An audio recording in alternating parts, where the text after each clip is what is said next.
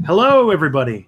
Welcome to the stream. This is Subscriber Appreciation Day for June of 2018. I know we're starting a little bit early this month, but due to VidCon related delays, I'm doing it this weekend instead of next weekend. And I am very excited for my guest I have today. So, Jabari is the host, the creator of a YouTube channel called From Nothing, and it is very, very good. And it's a history channel about African history, and I want everybody on Step Back to give him a very warm welcome. I see some of your fans also here. Thank you. What's up, everybody? Me, Jabari. Why are you starting this right as Philosophy Tube is starting his stream? Oh, boy. Of course. That happens.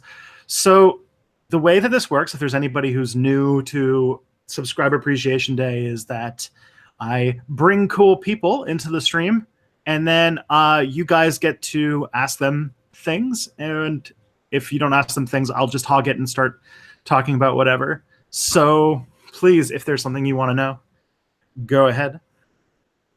But either ways, Jabari, please introduce yourself and the work you're doing.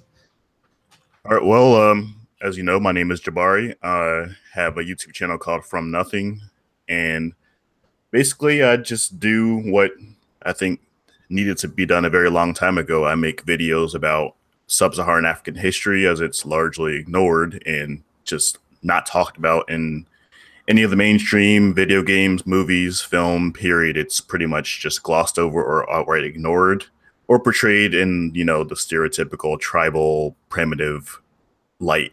And I try, basically my goal is to change those views and images of it, all the while doing it in a accurate and valid way, because there's a lot of people out there who just preach these very outrageous theories like blacks were the original Greeks and things like that. I just make sure everything's backed up with academically accredited sources. I see a bunch of people come. Is this your channel? Is this your channel? This is my channel. That's really cool. Yeah, I watched a few of them, so I definitely need to shout out to our chat moderator / the person who put the thing together, which was Fedor of the channel Freno Mythic, who introduced me to your work. Yeah, Freno Mythic's a good guy. We talk quite a bit in my Discord, and I really appreciate him, introducing my channel to you. Yeah. I think, it's some cool stuff. I think I've done very few African history videos on Step Back, and I think I learned that it is way too few for what I did. I did one on Mansa Musa like years and years ago, and I did a brief history of Ethiopia, but I could do way more than that. Well, I mean, the fact that you did any at all is saying a lot, because, as I said, African history is something that people usually don't really consider. It's like not necessarily a malicious thing. Most of the time, it's something that people tend to just like not really consider when talking about history. It's usually default Middle East, Europe, or East Asia, and that's about it. Maybe a little bit of Native American, and that's about it. And if Africa's even touched on it at all, it's usually just Egypt, for example. And I see someone actually in your comments asked, what do I have against Nubians or Sudanese, and whether I think they're black or not. It has nothing to do with what race I think they are. It's just there's a lot more to African history than North Africa, and I feel like people tend to put so much emphasis on Egypt and Nubia and ignore the rest of the continent. That's pretty much why I focus on sub-Saharan Africa.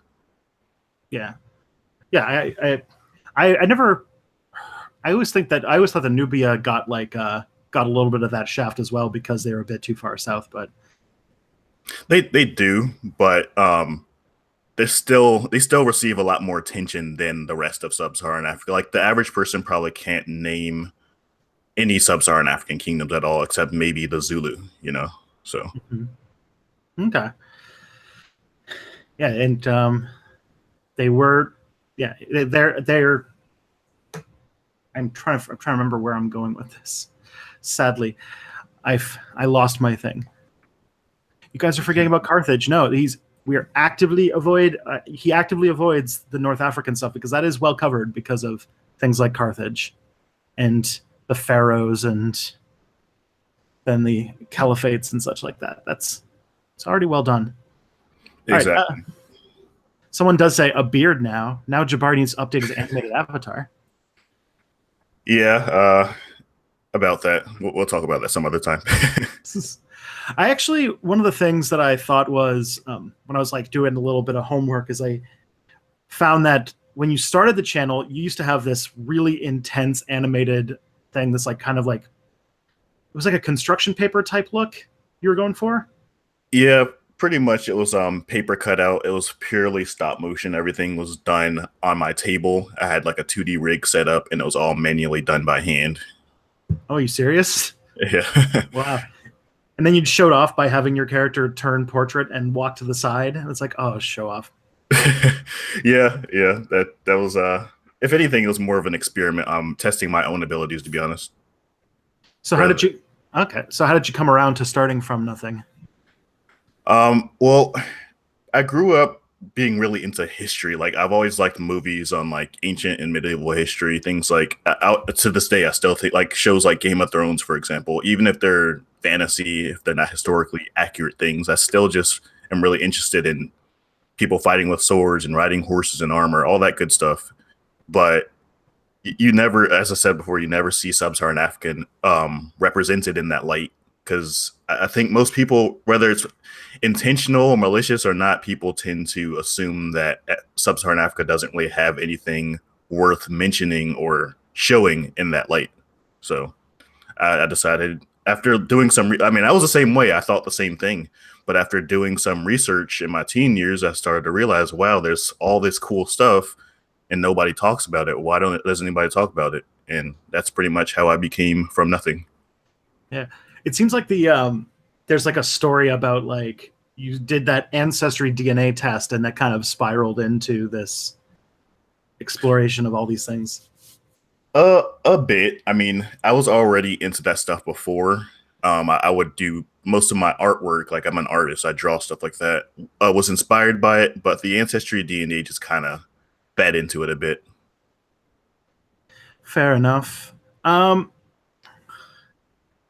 So, and the other thing, like when I was going through the channel, I was really surprised by some of the things that I found. Like I knew that there was a lot more going on in sub-Saharan Africa than like the typical narrative had gone.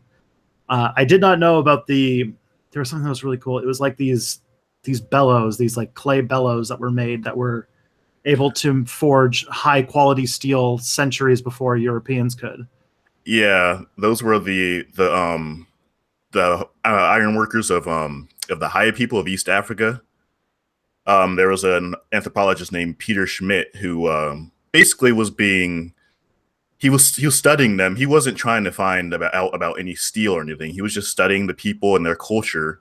And through their oral history, he was informed that they were making high quality steel for over 2,000 years. And him, like many others, kind of dismissed it as typical tribal jibber jabber or whatever. And they guided him to a tree saying that this is where their most ancient forge was located. And upon excavating that tree, or also he tasked these elders to remake one of the forges, by the way. But upon excavating that tree, they uncovered a furnace identical to the ones that the elders reconstructed, as well as several identical forges being excavated in the same area. And the method that they used to produce steel was something that wasn't replicated by Westerners until the 19th century. So, that's really cool. Yeah, especially because if I recall, the way that you mentioned the story goes too is that because of the, I would say the difficulty of obtaining tin for the most part, that this is a society that skipped right ahead to the Iron Age.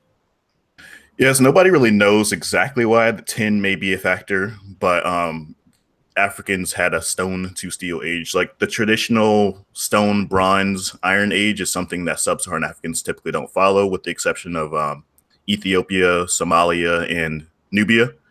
But most of sub-Saharan Africa had old Stone Age, or early Stone Age, middle Stone Age, late Stone Age, and Iron Age. That's their system of transitions. Cool. And how did that get started? 'Cause like you had these pictures of these iron weapons, and they're very fancy. Yeah, they're like I said, it's one of those things where it's when you see it, you're just wondering, why don't you see this stuff? Why don't you see documentaries or movies or films on these things? They're very sophisticated. They look like things you'd see straight out of video games. Like some of the weapons, if you simply Google search African weapons, you'll be like, wow, you think you're looking at some Final Fantasy stuff. Yeah, are those like is it because they're like ceremonial, or are those the actual things that like they would use and get busted up and everything like that?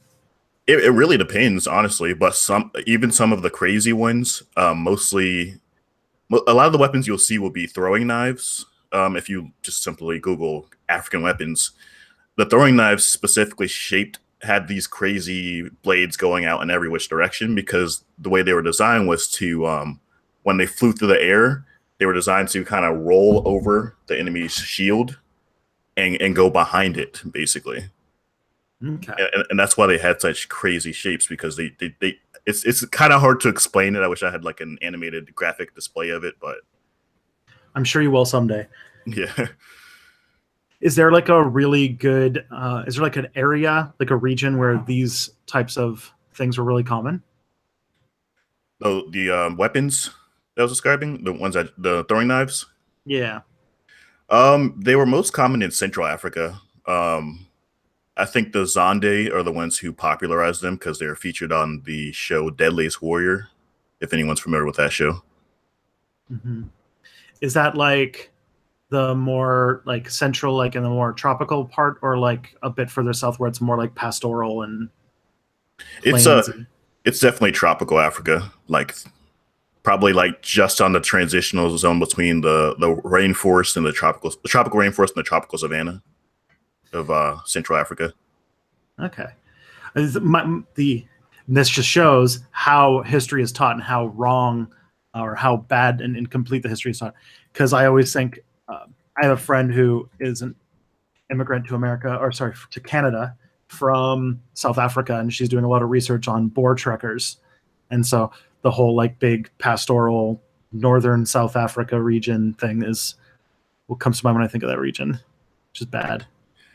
Well, I mean, it's the society we live in tends to kind of put Africa into one category. It's just, if somebody describes themselves going on a vacation, for example, they say, I'm going to go to Sweden or I'm going to go to Norway. But if they're going to, let's say, Nigeria, they'll say they're going to Africa. There's this tendency to kind of lump it all into one category. So if you say Africa, most people have like a general idea, like a general image that pops in their mind of one massive thing that qualifies as Africa. Yeah. And sorry, continue. I was just saying that kind of goes with everything, not just, the landscape, the geography, the people, but also like the history, the culture, everything. It kind of lumps everything together. Mm-hmm. Yeah. I mean, like I point out, this is one of the things I always like to tell random people because they don't believe me, which is the whole population demographic projection, that due to a population explosion, that there's this expectation that by the end of the 21st century or by sometime in the 22nd century, that the new lingua franca is going to be French. And it has to do with a population explosion, specifically in like the kind of countries like Cote d'Ivoire and Senegal and such. I haven't heard of that, but I have heard that Nigeria, by the end of the century, Nigeria is going to surpass the population of the United States, which is crazy considering Nigeria is a much smaller country. Nigeria also has the third largest English-speaking population in the world, behind the United States and India, I believe. And so, if anything, I'd be very surprised if French became the new lingua franca, considering, as I said, Nigeria is going to be huge pretty soon, and it also speaks English. Is it that concentrated in Nigeria, or like is it like different in like the French speaking parts of that region versus the like English speaking parts of that region? What do you mean by different? Like the population explosion that's happening in Nigeria, is that happening in other parts as well, or? It is happening in some parts. In general, like other third world countries, much of Africa has a very high fertility rate, but I think Nigeria, it's happening on a much higher scale in Nigeria than other parts, for sure. That is very. Someone's asking if it would lead to overpopulation. No, overpopulation is not a thing. All right. So I'm hogging I'm hogging you from the audience here. So I'm going to ask a few questions for you, or that people have for you. So Nicholas Bryant wants to know, what's your favorite subject to cover? My favorite subject to cover would definitely be African. I mean, in general, I mean, that's what my channel is all about, African history, more specifically sub-Saharan African history. I like to represent it. I don't like to show whose history is better. You know, I'm not one of those channels. I'm not, or complaining about how Europeans or white people crush the history of Africans and play, you know, victimize it or any of that. I'm all about talking, just discussing it, talking about how cool things are, you know, like someone making a documentary about the ninjas of Japan, for example. You know, like that's pretty much what my channel is like. I'm not here to show who's better or who's worse. Yeah, I actually really like that. I like that it because like I'm of the angry historian variety, so I would love to. I love that you can just show off how cool things are. I think that I guess like maybe I can focus it down and be like, is there like a favorite part of this history that you like? Okay, if you were to be forced to do like a PhD dissertation or like go to grad school on one of these subjects, do you know, is there like a thing you'd zero down into if you wanted to? Probably specifically the history of West African civilizations, specifically, because West Africa in general, I think, has had a lot more centralized states throughout its history, and a lot, just in my opinion, a lot more interesting. For example, the largest man-made structure until the modern era, believe it or not, wasn't the Great Wall of China or the pyramids, was the walls of Benin in modern-day Nigeria. They no longer exist. They're mostly destroyed, but until they were destroyed and built over by modern urbanization, and they were the largest structure in human history. Yeah, it's like outdoes the Wall of China, if I recall from your video. Yes, it does. And And like I said, all my stuff, I source it. I don't just pull stuff, you know, go to these shady forums and pull out information that's has no backing whatsoever. This was actually in the Guinness book, in the 1976 edition of the Guinness Book of World Records. So, you know, it's backed up. And I imagine, because like one of the things that I was going to go into before I decided to go into American history is I was going to do pre-Columbian American history, which one of the things that is happening there is because of like lack of funding. There's a lot of really cool information or really cool discoveries that are like hinted at existing that we know that if we could dig enough, we would be able to find it. For sure, definitely. Like, for example, I recently made a video on some literally thousands of stone ruins all throughout Southern Africa. And I don't usually touch on Southern Africa, but there's literally thousands of stone ruins all throughout Southern Africa. And to this day, nobody's really sure what they were for, who built them. I mean, people have theories and guesses, but because of lack of funding, because most African countries are poor, no governments have really invested lots of money or labor into excavating them or doing research into them. So there could be massive cities, there could be unknown writing systems. There's so much knowledge, so many things we don't know about Africa simply because the governments lack the money or the resources to do research into it. Yeah, actually, I wonder, maybe this is because there have been people living on that continent, especially in the middle of the continent, for upwards of 1 million years. Like, as long as there have been humans living in Africa. Exactly. And one of the cool discoveries that's like kind of an example of what I'm talking about is the Brazilian rainforest. And that there's a lot of evidence that there was huge civilizations that would live inside what we call the Amazon. And is everything okay? Yes. I'm sorry, guys. You got to take it. I can talk to the audience a little bit. Okay, I'm sorry. I'll be right back. It happens. Alrighty. So while we wait for Jabari to come back, remember, I need to get questions from you guys. What do you guys want to talk about? Well, I keep you guys all. Is anybody in the chat going to VidCon in a couple days? Talk about that. That's what I'm doing soon.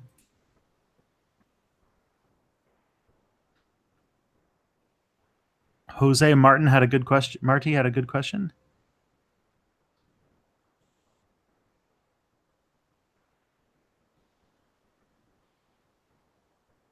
Ask him about African current events. Sure. Did humanity really begin in Africa? Yes, it did. Roughly in modern-day Kenya. That's it's pretty well established by this point, especially after discoveries that were made in the 1960s in Kenya. VidCon. It's the YouTuber convention that happens once a year in California. Oh, you went to PDXCon, Nicholas? I am jealous. If it wasn't in Europe, I would totally have gone. Do you know who Jan Smuts was? The name does sound familiar. Jan Smuts. Probably going to turn out that he's some sort of racist, isn't he? I mean, everybody before a certain point was... Oh, okay. Yeah. He's like a super duper... He's like the person who pretty much architected apartheid, isn't he? Yeah.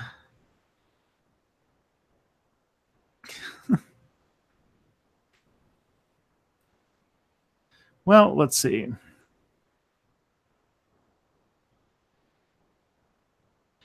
What's it called? I'm always nervous when I'm not, my natural charisma, takes a little while to get out.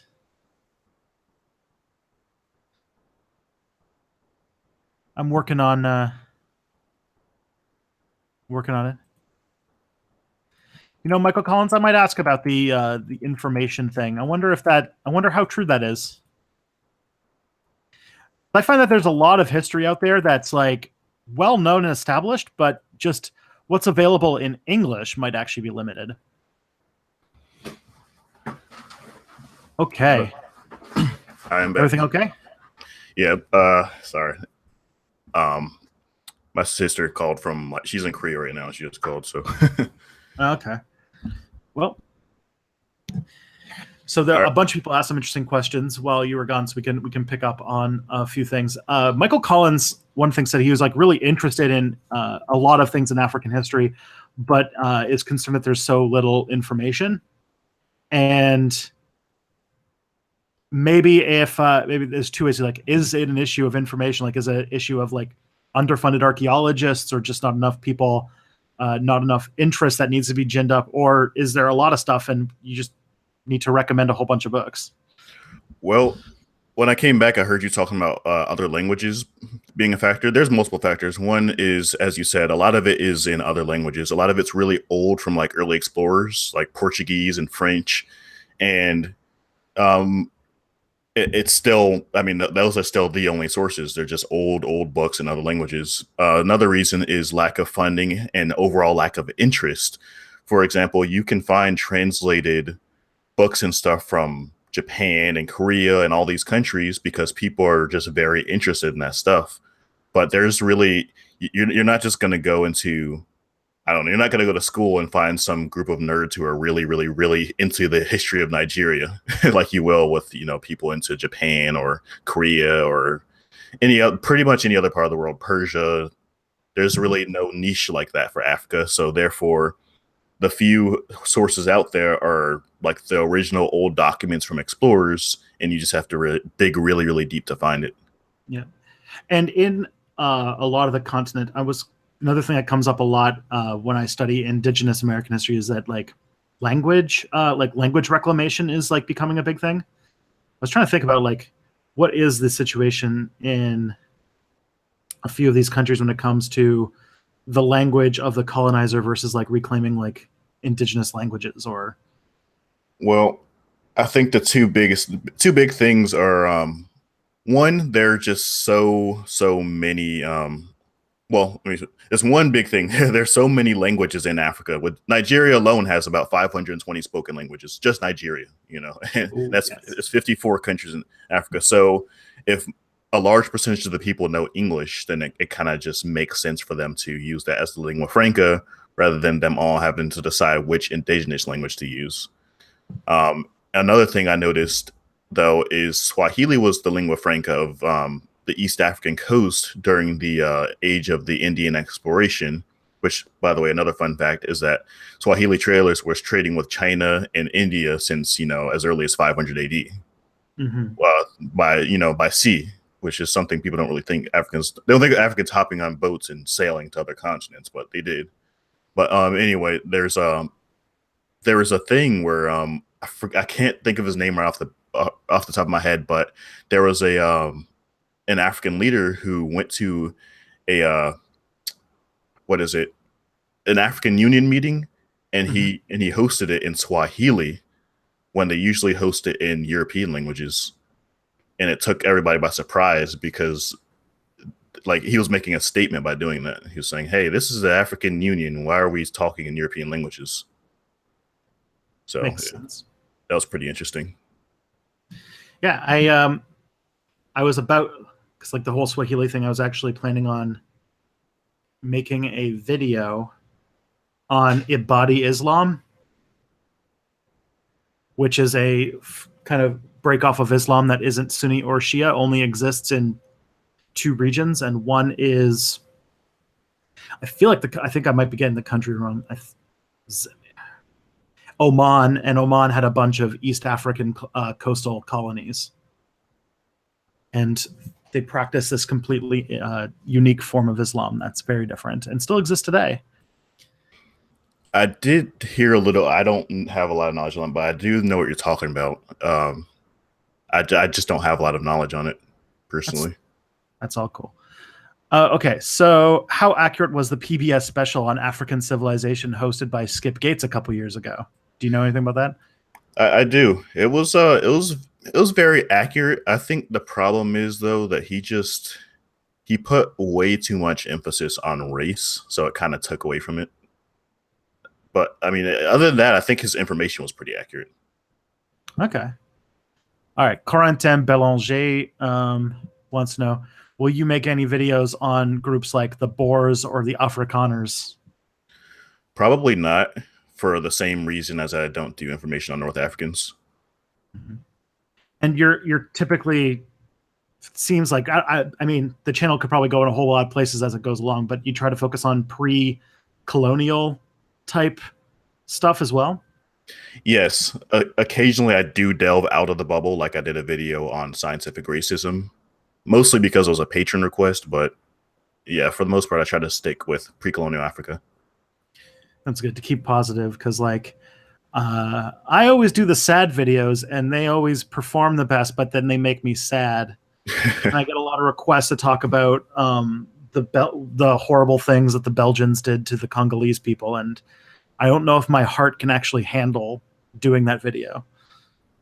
Yeah, I was actually going to do one myself, but for the same reasons. It's like, I don't want to. I want people coming to my channel with a smile on their face to learn about these really cool things about African history, and I don't think that's really going to help. Yeah, you got that inspiring theme song and everything.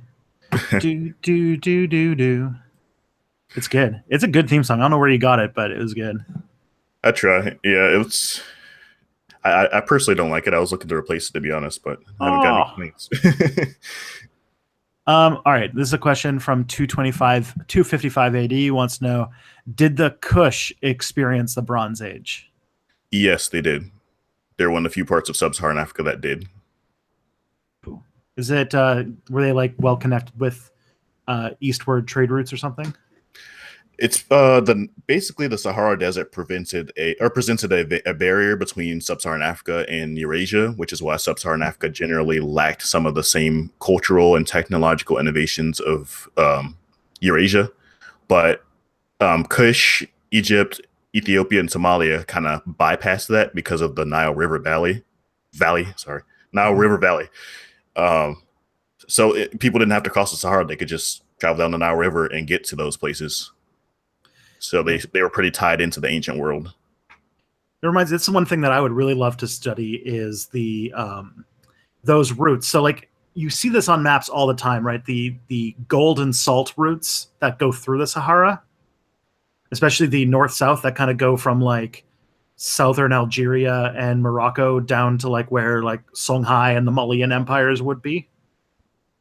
Yes. Those routes were they connected sub-Saharan Africa directly to the Mediterranean world. But considering the Sahara Desert is the size of the United States, these trade routes were relatively small in comparison to the Nile Valley because people had to have extensive knowledge of the deserts, and obviously not everybody and their mama knows how to cross a desert the size of the U.S. Nor do they all know where the oasis is or other water sources are. But so for the most part, it was really just trade in goods rather than like technology and things like that. Yeah, what I'm really curious about is I would really like to learn about the people who did those treks, and the people who were experts on crossing the Sahara in order to trade giant piles of salt and gold. Well, for the most part, it would be the Berbers, people like Tuaregs, Berber peoples, as well as Sahelian kingdoms such as the Mali Empire, probably one of the most famous sub-Saharan African kingdoms, the Mali Empire, the Ghana Empire, and the Songhai. Mm-hmm.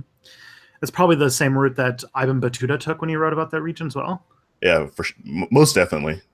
What do you think about like the works of Ibn Battuta? I feel like, I think of him the same way I think of any other Muslim scholar. Muslims were pretty much what Europeans became after the age of exploration. The Arabic people, the Islamic people were pretty much they were what Europeans became after the age of exploration. They knew the world better than anyone else.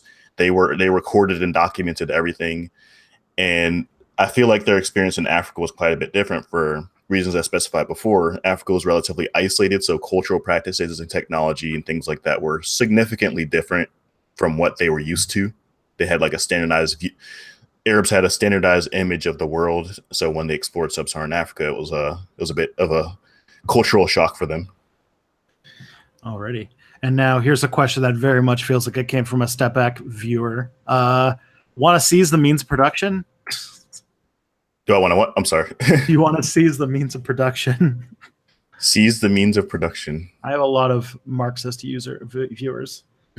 Oh, yeah, I'm probably the least political person you'll ever meet in your entire life. So, alrighty, I will keep that in mind for future questions. The other question is sort of a geopolitics question. It might branch off an interesting question though. So like the question was whether Africa could unify under a single flag, but and some people have tried, but it'd be interesting to talk through why that's the difficulties of that. I think, as I mentioned before, multiple reasons. One, it's just insanely humongous ethnic diversity in Africa. Like Europe, for example, only has about 90 spoken languages. Africa, on the other hand, has over 1,000, or actually, I think it's up to 2,000. So that'll make things difficult. Just languages alone, let alone ethnic groups. Geographical barriers. Africa has a lot of artificially carved out countries that are just absolutely terrible as far as economy is concerned. Just completely landlocked countries that are almost entirely composed of desert, things like that. So for these countries to all cooperate with one another, they'd all have to be on a relatively equal footing, which Europe, for the most part, is. It's a very small continent and probably the only continent that has no deserts. I don't think it does, except for unless you want to count the small area of Spain that's a little dry. But Europe is basically a very lucky area as far as unifying. Mm-hmm. Although, like, what was it? Muammar Gaddafi tried. Not sure how far he got, but it's just it's something that has been proposed, and interestingly, but yeah, it's a lot of things to keep together. I'm not exactly sure what he was thinking. Yeah, there have been lots of people try like lots of movements for Pan Africanism, but as I said, I don't think it's really. I mean, there are other organizations attempting to unite certain parts of Africa. There are movements for, like, for example, reuniting all the I can't think of the name off the top of my head, but there's a movement to unite all the former Swahili states back together, all the countries that have Swahili languages. Mhm. There's movements to unify like West Africa, things like that. So I think uniting regions is probably a more feasible thing, or more realistic and plausible possibility than uniting the entire continent. Yeah, sounds good. Uh, okay. This question about the end of capitalism, maybe we should move on from that one then. Uh, okay. All right. This one wants to know if you have any thoughts about the recent development of Swaziland turning itself into a country called Eswatini. Honestly, I have no knowledge of that. I'm sorry. I don't. I know a lot about African history, but I don't know everything that's past and present. Yeah, I know that there's some people, especially in Emperor Tiger Star's circle, who are really interested in that change. But it's I don't know. Swaziland is like one of those principality type countries that are located that's entirely with it surrounded by South Africa. So I'm not exactly sure, but I'm not exactly sure what's going on with that either. Okay. So a request to do a video on Mexico. Okay. Did you see extra history series on Mali? I did, and I was very, very impressed. Like, I was highly surprised. Yeah, for Mali is definitely one of those places that might be on the verge of getting a bit more attention, but it's surprising how many very like traditional empire-y type things they did without getting the recognition for it. Yeah, people don't really realize the impact that Mali did have on the world back then, even though it wasn't directly tied into the economy of Eurasia, as mentioned before with the Sahara and everything. People don't realize just how much it influenced the world during that time. Actually, all throughout the Middle Ages and up through the Renaissance, over 50% of the world's gold and salt came from the Mali Empire. And now I'm thinking of like those Berber traders going through the Sahara, and it's like the two things that they're moving with them mostly are something that would be scorching hot to touch in the summer heat, and another one would be salt in the middle of a desert. Yeah, that definitely would be. I can only imagine. And that you got to keep in mind too that the Sahara is the size of the United States, the continent's United States. So that's no short journey. It would have taken them at least a couple months to make that journey. Yeah, I am now obsessed with finding out what these people were like. All right, this is a question that sounds like it has a lot of things to it that I'm not exactly sure about. And if you are like, I don't understand, just let me know.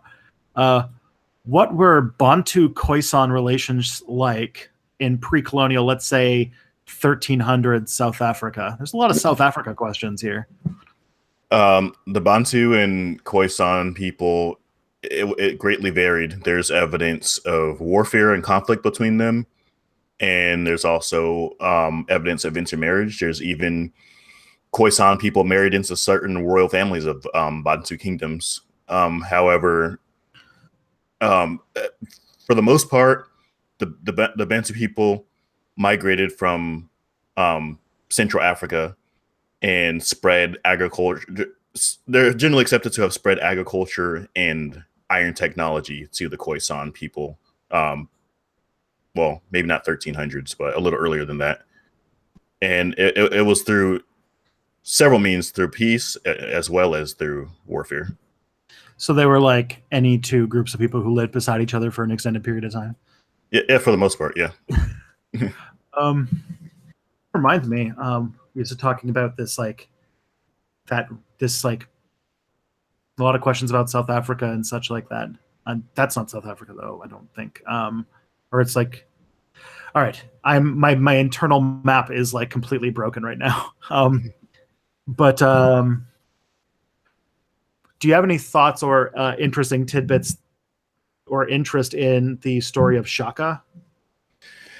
Um, I think I look at the Zulu almost the same way. Not quite, but almost the same way as I look at North Africa. Okay. I think it just receives way too much attention. Which, I mean, don't get me wrong. This isn't me insulting. I'm not insulting North Africans or the Zulu or any of them. But I just think the Zulu, their victory in the Battle of Isandlwana against the British, while impressed, though it was very impressive, I find I can name countless examples of victories and civilizations in Africa that were more impressive. And I feel like the Zulu, with how popular they are, they've kind of popularized the image of the spear chucking, animal skin wearing African. So they're like where the stereotype has its seeds in. Yeah, it's because they've been branded as the best that sub-Saharan Africa has to offer, the Zulu warrior, which I personally think is far from the truth. Mm-hmm. Do you ever think about covering current events in Africa, or are you focused entirely on history? I'm open to doing current events in the future, but for now and for no time in the foreseeable future do I plan on changing to current events. Okay. This is a good one because this is something that has come up on so many subscriber appreciation day streams, and I imagine you probably have better words to say on it than I could possibly say in response. And there's been a lot of talk about the Chinese like inroads into sub-Saharan Africa, especially to monopolize on the trade of like cobalt and lithium. I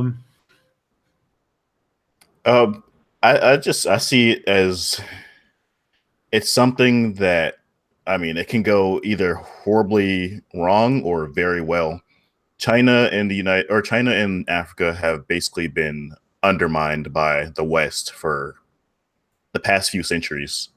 And with them cooperating, China is an emerging powerhouse. Within our lifetime, they're going to be competing, toe to toe with the United States easily.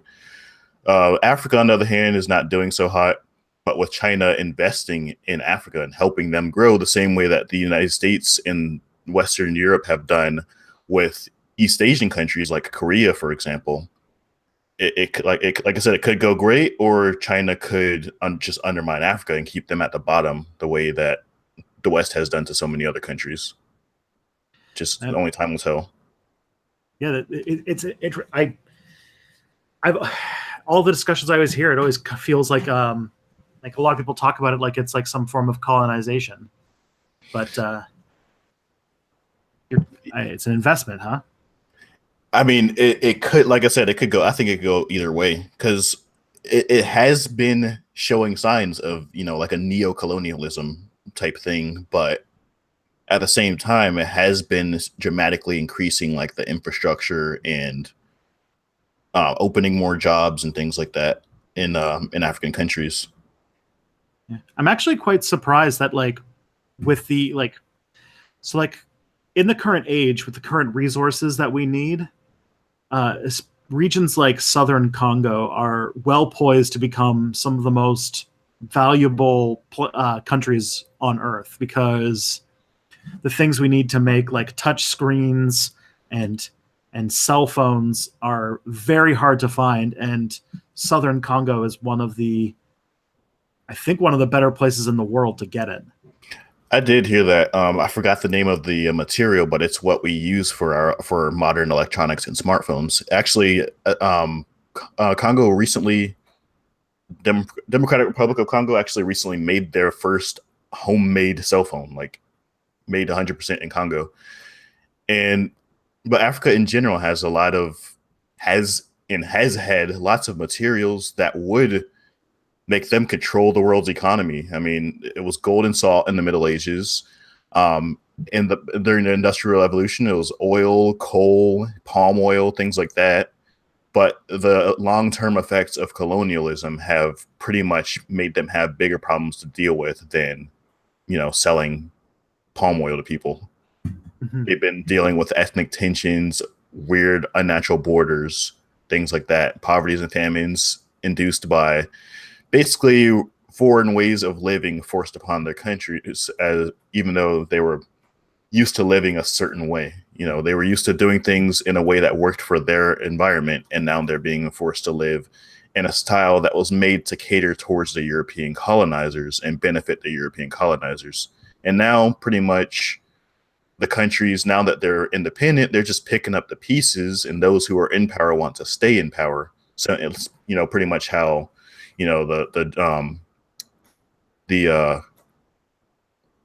Kim Jong-un is doing with North Korea. Sorry, I couldn't think of the name for some reason. It's all right. Yeah, there's quite a few bits of writing about how a lot of these independence movements, like when they came to power, they latched on and grabbed onto a like colonial system that already existed, and then used it to perpetuate a sort of like. There's a reason why there's there can be these sort of autocratic regimes from time to time, and it comes from like the infrastructure of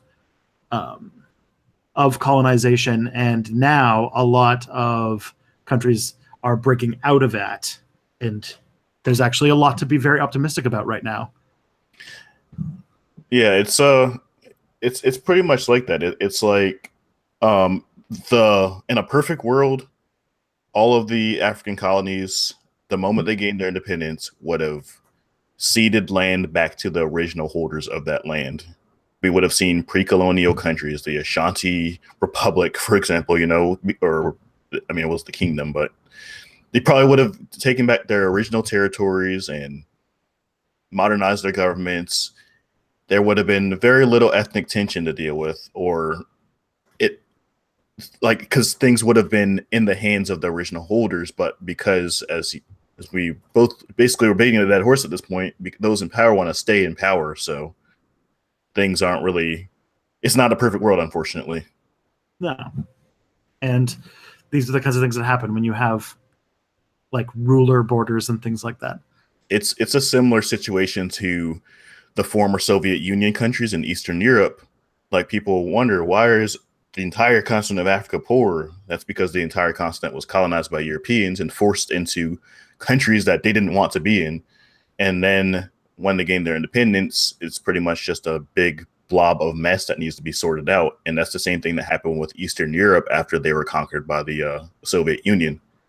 Eastern Europe is consistently, utterly, obviously more poor, has more crime and less success, less GDP than Western Europe. Yeah. And like a lot of these countries had their entire infrastructure set up for just the simple act of extracting primary resources and sending it to Europe where they would make the actual money. Exactly. And undoing that is very difficult. Exactly. Like, one common argument people have is that Europeans' colonization of Africa was good for Africa because they were primitive, blah, blah, blah, blah, blah. And saying that they built roads and trains and stuff. It's like, yeah, they built those roads and trains just as like chutes, as conduits to ship them off to Europe. They weren't built for the people. Mm-hmm. Yeah. Okay. All right. Hopefully that's okay. Hopefully nothing bad just happened. So Ginger Tree 121 wants to know if there's anything interesting in African history anything interesting in the kind of old cultures of Africa that have that in regards to LGBTQ plus people. It varies widely. I haven't done extensive research in that area, not because I don't support it, but it's just because I haven't really had any interest in that specific area. But one thing I do notice is that a common trend is that since Christianity was introduced to the continent, homophobia has become huge throughout Africa in general and the diaspora. Like Jamaica, the Caribbean, they are some of the most homophobic countries in the world, but it wasn't always the case.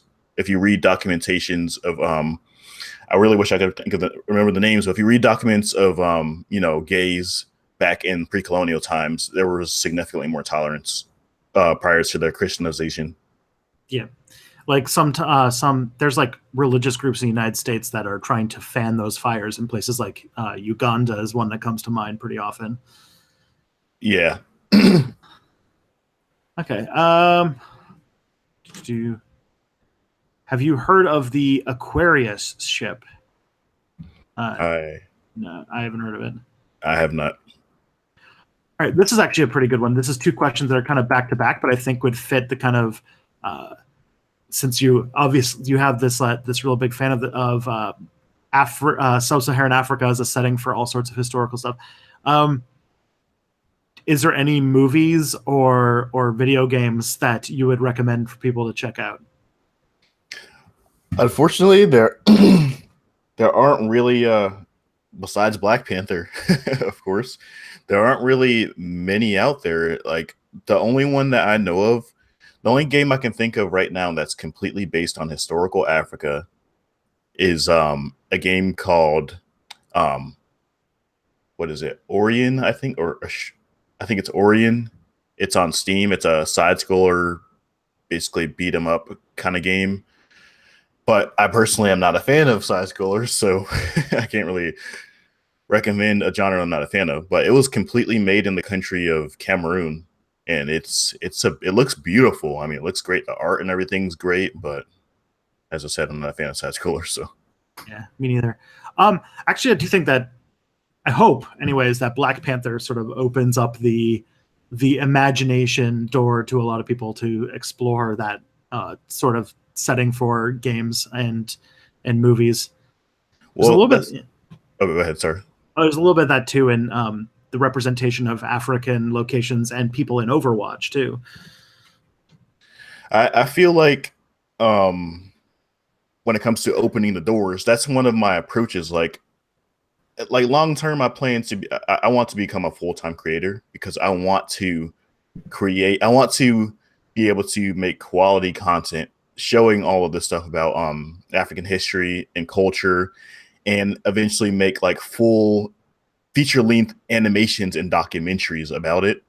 And in doing so, as you said with Black Panther, opening those doors and opening that conduit to imagination, I plan on doing that with other audiences. I want other people to see my content and be like, wow, that's really cool. That inspires me to make this video game or this comic book based on this. And we can see a similar pattern with Japanese culture. Like in the 80s and 90s, anime really, really blew up. And now you got people like names dedicated to people who are obsessed with Japanese, like weebs, you know? People are just so obsessed with Japan. They draw all their cartoons and stuff in anime. They know any and every Japanese word, katanas, ninjas, samurais, all this stuff is just like extremely mainstream now because there's a really big niche of people who adore it. Like it's the coolest thing ever to them. And I feel like with enough education about Africa, you will get niches of people who will create content that will generate a similar kind of niche. Yeah, I do think that you're seeing it. You're seeing the seeds of it a little bit. Like there's a burgeoning, especially in Nigeria. There's like a burgeoning Nigerian music scene that's starting to really take off. That's a lot of auto tune, but it's really good music. I mean, there's also the Buck Wild film scene that's developing as well. I think the films, the Nigerian films, are honestly, I think they're going to do more harm than good because they're kind of on a lower level, do that whole those in power stay in power kind of thing. They're very low quality films by companies that are making lots of money and could definitely make better films, but because they're already in power and they're already making money, they're just going to keep making low quality films and mass producing them. But but I know that they're bad, but they could like start as like a backdrop for developing a film scene. They could. I just hope that I hope that there's some other groups who will look at them and say, "Wow, this is bad. I want to do something better." Because I feel, like I said, I'm sure you've seen it. You know, I'm not gonna go call out any names of YouTubers, but I'm sure you've seen some YouTubers who have content that sucks. Like it's really bad, but they already have their feet wet and they've already been there for a while, so they get millions of views anyway. Yeah, somebody's pointing out the story of Songo. Oh yeah, I saw that. I'm not sure if you've seen that. It was really good. It's an animated film based on the Yoruba god of thunder, Shango, and it's the kind of high quality stuff I'm talking about, like high quality stuff that needs to be done. Mhm. I'm excited for it. Yeah, and I think that as the bar to make content gets lower, I mean, right now we're showing that the bar is the door is really open for people to make content, and I think that that'll help quite a bit. I feel like once a lot of African countries kind of get out of the dark ages, and like Nigeria is one of them. If Nigeria were to just throw out its corruption, it would be a superpower easily. And I feel like it's slowly but surely getting there. And seeing animations like the God of Thunder Shango, are signs of it. Like once they start being able to produce their own content, people really like. I remember there being a famous quote about it, but basically, like Africans themselves, I think, have to be the ones to change the world's view of Africans and African history, because diaspora, though we can help it, I don't think people are really going to take it as seriously if Africans themselves aren't doing it. Mm-hmm. And I feel like the current state of the African countries is holding them back. Yeah, I agree. I think that I was trying to remember what this. I think it was a TED talk fairly recently. We were talking about how the like cultural production that's happening in Nigeria specifically is doing really well for showing that you like this is not something that's unachievable. That like getting international. This is specifically talking about the Nigerian music scene. That like getting to a position where you can make music that gets onto the international market is a thing that can be done, and that's starting to open up a little bit. Yeah, that that film we were just talking about, the God of Thunder Shango one, for example, they brand it as a 100% Nigerian produced film. Like they pretty much shove it in your face just so you'll know, hey, look, this is made in Nigeria. This is going to be international. This is going to be big, and it's made by Nigerians. They make it. They brand it very well in that sense. That sounds like good stuff. On that topic, Rated Arts wants to know what your favorite movie is. I don't know how I can't narrow it down to one, but pretty much anything historical, like Troy, for example. I liked that movie. I don't think I've seen Troy. Am I a bad historian? No, Oh no, no. no. It's a good. I mean, it's a hitter. I know either people love it or people hate it. I meet very few people who don't have an in between. I meet very few people who have an in between opinion on it. So you're like a fan of all of the big epic historical drama movies, like I'm trying to think like Gladiator and um, Haven't seen that, really the but Russell Crowe movie from 2000. I've seen movies like Apocalypto, for example, even though it's completely non-English whatsoever. I usually hate subtitle movies. That was a pretty cool movie. I liked, like I said, Troy. Game of Thrones, it's amazing. Yeah, that one's doing really well. I'm blown away by how the TV show came out, did super well, and then overtook the books, and now the author doesn't even want to finish his own book series because the TV show seems to be finishing it for him. Well, that's what happens when you make a really good show. Yeah. All right. Yeah, someone was like, instead of Shaka Zulu, you could do videos about Shango, Sundiata, Koli, Askia, and Odutwa. I'm sure I ruined all of those.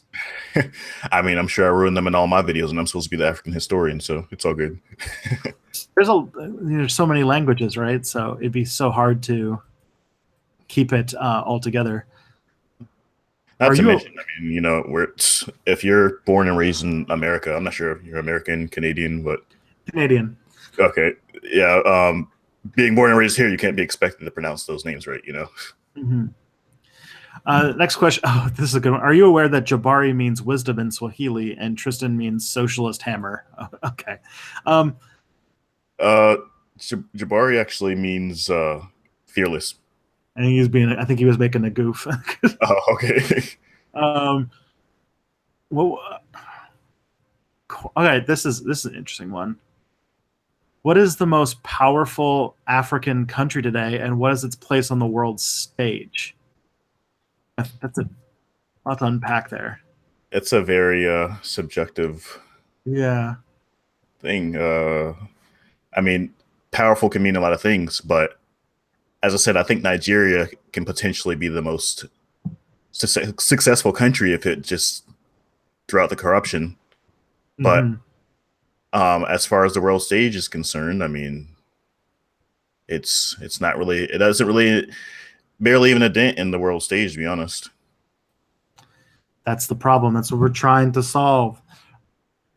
Did the animosity? Okay, this is a good one. Did the animosity between the Hutus and the Tutsis exist before colonial times? Through all my sources, I haven't dug too deep into the research on that, but from all my sources, no, it did not. It was artificially constructed as a way of, Europe. Because Europeans tended to do that a lot, divide and conquer. They kind of put people at odds with one another in order to win the favor of one side, so that they can gain control of the opposing side, and then eventually gain control of everyone. Mm-hmm. Because if it's dangerous for them to be working together, and then eventually any logical person is going to be like, okay, these random white people from overseas are coming here trying to take over everything, we should work together and toss them out. But if the Europeans were to put them at odds with one another beforehand, and they could be like, oh, you don't like these guys, we'll help you.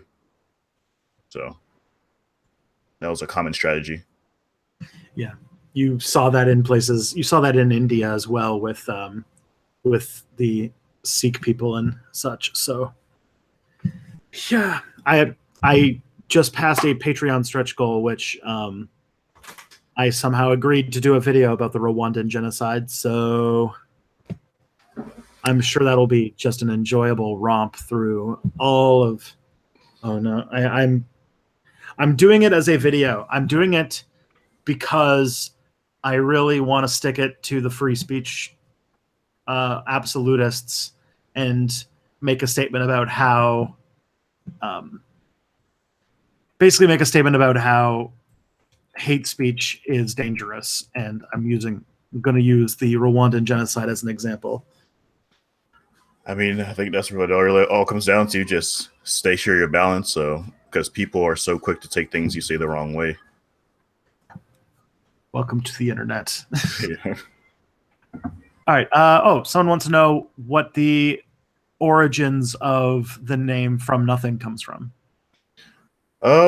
It's pretty much the mentality that Africa has nothing or had nothing until Europeans showed up. So the name From Nothing is a play on that, and that's why at the end of every video I say, "We don't come from nothing." Good one. Yeah. So it's like not a reference to anything or anything like that. No. Okay. Do you have any opinions on Muammar Gaddafi? Someone wants to know. Muammar, who is that again? I know the He name. was the leader of Libya, who was a big player in the African Union, and he's the person who wanted to get all of the continent under a single flag and stuff for a while. I don't know enough about the topic to discuss it, but that falls within the realms of political anyway. So I'm sure you know how I feel about that. That's true. Do you think that Nigeria is going to be in the same sort of zone as the BRIC countries? It is already. There's I can't remember what it's called. There's another acronym similar to BRIC, and Nigeria is part of it. The Brinks. I don't know. It might, I don't know. I can't. I have Google right at my fingertips. Why don't I just use it? But yes, it is already in one of those as we speak. It's another emerging economy. Yeah. for you guys in the chat, the BRICS is like this term for basically the countries that are lining up to become the superpowers of the 22nd century. It's the countries that are expected to become the most significant countries on Earth in the next several decades. Sorry? It's Mint. That's it. Mint? Yes. It's Mexico, Indonesia, Nigeria, Turkey. Oh my. Those are all different. Those are all non-BRICS. Yeah. Huh. I never heard Mexico in there. That's cool. Well, Mexico definitely has been improving. It's had a good decade or two. Yeah. Yeah. Okay. Yeah, because for the chat, BRICS is Brazil, Russia, India, and China. And I am looking forward to our multipolar future world. I am too. I'm curious to see how things play out. I mean, people have this permanent view of things like here and now is how it is and how it's always been. Like one of the most common comments I get on my videos is like, look at Africa today. It's horrible. It's even though they're independent, they're doing terrible, blah, blah, blah, blah, blah. And it's like, just because it's like that now doesn't mean it's always been that way. And I had one person telling me in one of my videos where I'm discussing African cities, it's like, if Africans were capable of building cities like these, why can't they do it today? Why are they so messed up today? I'm like, well, the Greeks had an empire that stretched all the way to India. Why don't they have one today? I mean, things change. Yeah, do you? I love your personification of your comments. The redneck guy. yeah, that was a very necessary thing. Do you voice that yourself? I do, actually. Oh my goodness! Can we get a bit of it? I'd actually do some audio editing. Yeah, you pitch yourself up a bit. I can do the accent like this. Y'all Negroes never made anything but cow. I'm not gonna cuss in your stream, but oh geez, yeah, it's a pretty good way to talk to common conceptions about what's going on. I like it. I like the little continuity things that you've got going on in the channel. I tried. I had no consistency. I'm trying to bring things a little better down these days. Mm-hmm. All right, this is a question that I'm also. If you don't know what this is, and because I'm a little confused. What do you think about the forgotten by media dictatorship of Equatorial Guinea? I actually do know a fairly good amount about this one, surprisingly. All right, please illuminate me. The ruler, I can't remember his name, but the ruler of Equatorial Guinea is a shining example of, like I said, those in power want to stay in power, and they don't look ahead. They don't look into the future. Equatorial Guinea could be extremely successful. They have a very small population, but incredibly rich oil deposits, just like United Arab Emirates, for example. But it all stays in the hands of the royal family, or the leadership, not royalty per se.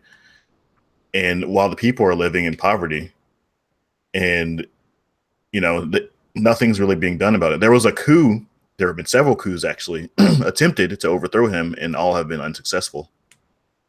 And that's pretty much the story of lots of Africa these days. Oh boy. And I mispronounced sick. I said seek instead of sick. Okay. Do you think that the Malian Empire could have conquered a significant part of the world if they tried? Probably not. Simply because they had lots of geographical barriers, which is probably what limited their empire to what it was in the first place.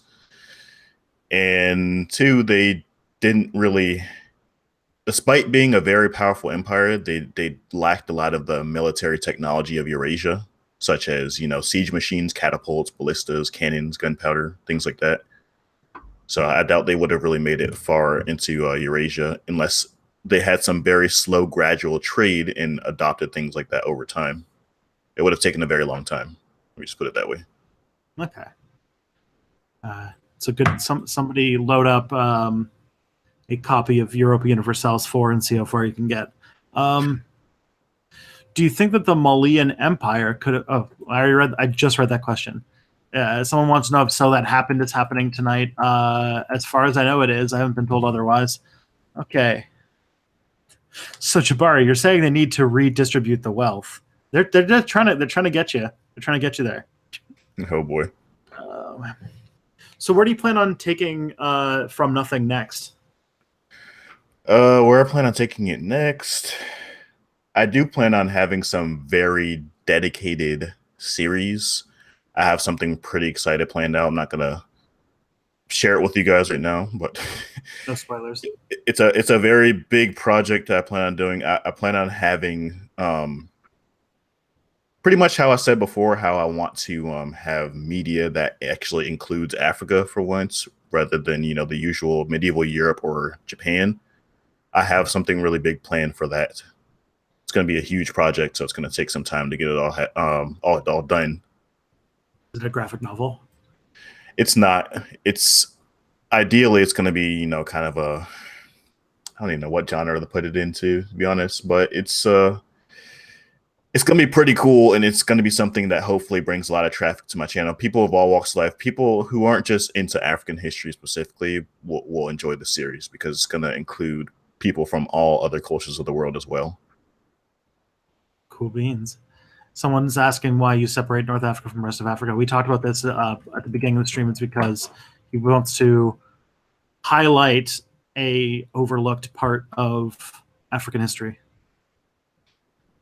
Someone wanted to point out that the person's name was Teodoro Obiang. What, from Equatorial Guinea? Or? From Equatorial Guinea, yeah. Okay. Okay. Would you, or if you have already, have you ever been to Africa? Nope, but I do plan to visit Ghana because that's one of the countries I think within our lifetime that's on the right track to becoming a fully modern nation, competing with the rest of the world sometime within our lifetime. And I really love the history. I talk a lot about the Ashanti, which was a pre-colonial African kingdom that controlled roughly the area that corresponds to modern day Ghana and a little bit of Ivory Coast. And I'm just very interested in its modern and its modern history and its pre-colonial history. What do you want to do when you get there? I want to take pictures, do video, explore things that I probably can't find no matter how hard I try through Google. I want to find out because, as we said with Africa, there's so few sources on its history and stuff. I think that to learn more about it, I'm going to have to actually go there myself. Mm-hmm. Well, I would love to go to, what was that place you did this video that said like there's these families that are private collectors and they have tons and tons of extremely ancient books that are just sitting in these like private collection libraries? That would be Timbuktu. And they were formerly written in the Mali Empire, and some of them date back to the 12th century. And Timbuktu is in modern day Mali? Yep. Cool. All right, talking about Ghana, what do you know about Sakawa culture? I don't really know much about them at all. Okie dokie. Are you planning on covering the Congo Wars? Yes, probably in one of my future. I have a series on the African war and military strategy, and I do plan on covering them at some point during that series. So what are these wars? They were wars between the Congo and the Portuguese Empire. Portugal originally was trading peacefully with Congo and respected them as equals surprisingly for a very long time, but eventually started undermining their influence, started capturing Congo people as slaves, which Congo wasn't too happy about. And eventually Congo just wanted to drive the Portuguese out altogether and had several wars over several centuries, which, believe it or not, the Congo were largely successful in most of these, but eventually the Portuguese managed to gain a foothold and controlled the Congo kingdom. I see. Forgive my ignorance. I am a U.S. historian by training, so I'm missing out. But that's the point of your channel, right? Yep. Okay. So when do you plan on going to Ghana? As soon as I get the time and the money, which I have neither of them right now. Got it. Are you still like a student? Yes and no. right now I'm just trying to. There's so much going on in my life right now. I'll be moving like next month, actually. Okay. How do you feel about South Africa and its controversies surrounding its government? It's one of those things that it just makes my head hurt to think about it. Kind of like all these things with like BLM and stuff. It's in that same category. But I guess a good way to view it is if you've seen Black Panther, I look at it the same way as Killmonger. Killmonger had some good points, but he was executing them the wrong way. That's how I view the indigenous people of South Africa, the Black people of South Africa, the way they're reacting towards the white landowners and stuff. It's like bad things happened in the past. I get it. I understand your problems. I understand that things need to be done about it, but you're doing them the wrong way. Huh. I haven't seen that comparison with Black Lives Matter before. It's not necessarily. It's not the same category as BLM. It's just the same level of, like, for example, BLM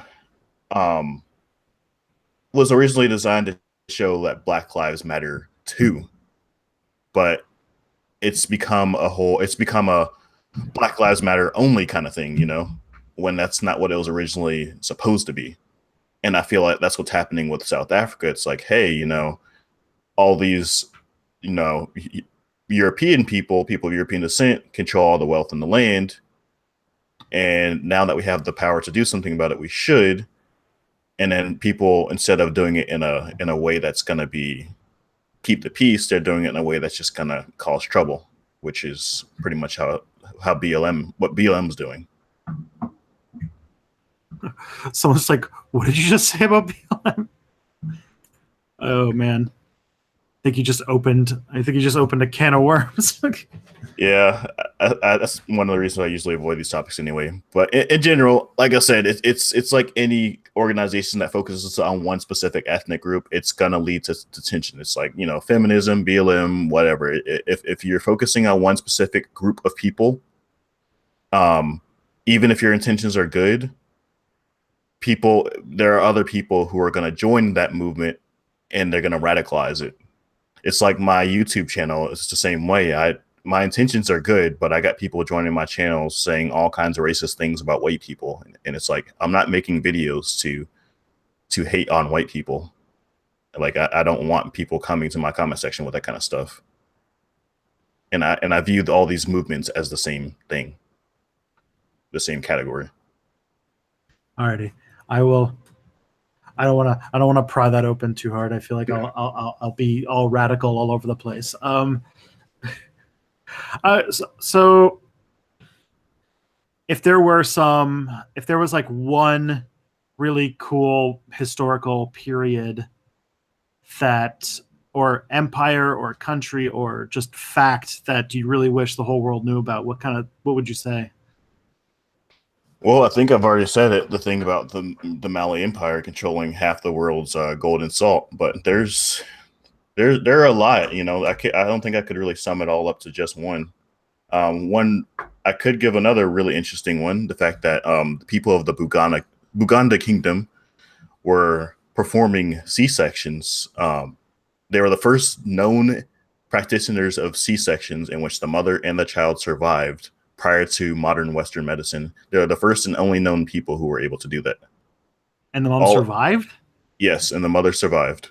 Holy moly. No other peoples prior to modern Western medicine were known to do this. Not even Julius Caesar, which cesarean section takes its name from. That's a myth. He was not born to a C-section. Oh man, that's really cool. You have so much content to work on. I see good things for the future of your channel. Well, I appreciate that. I'm doing my best. All right. I think we could wind down a little bit. If people wanted to follow you in different places, where should they go to find your stuff? Well, my YouTube is my primary platform, and it's overwhelmingly my most popular one as well by a long shot. But I do have a Facebook and a Twitter. They're small, but they're growing. and I also have my Patreon.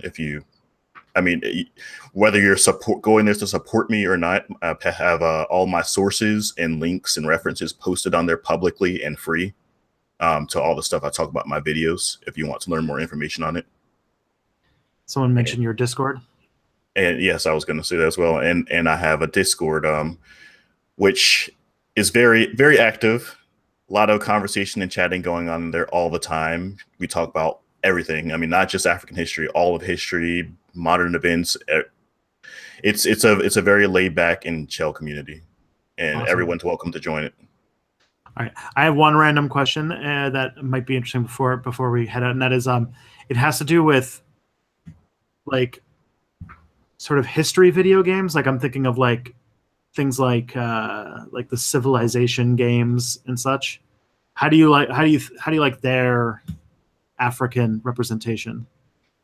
Unfortunately, I'm kind of short-ended when it comes to playing games with African representation because, as I said, I don't like side scrollers, and there's a really cool-looking African game that's a side scroller. It's the same with Civilization games. Like, I've watched some videos on them. The videos are kind of entertaining to watch, but I haven't played any. But based on what I see in the videos, I think it's actually pretty cool to see African civilizations represented equally in those games.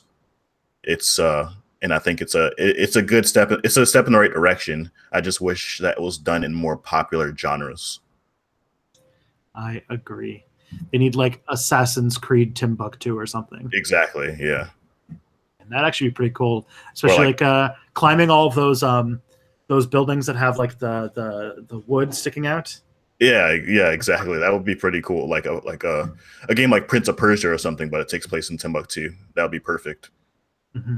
Or also MMORPGs that were instead of based on the typical European mythology and folklore and stuff, one based in Africa. There was actually one like that was going to be released like 2005, I believe, but it never happened. Well, I'm very sorry. Okay, so thank you, Jabari, so much for coming on the stream today. Thanks for having me. It's been my pleasure. For everybody out there, go check out From Nothing. It's a really good YouTube channel, and I see it going a lot of really great places. And for everyone out there, next week, a little bit of housekeeping. Next week, I'm going to be away from home in California, so I'm going to have no stream next week. And then when I come back, there's going to be two quick steps instead of a regular step back video because I can't write a script because I'm in California. All right, Jabari. Your last word. You have the last word with everyone. Always remember, we don't come from nothing. Yeah. All right.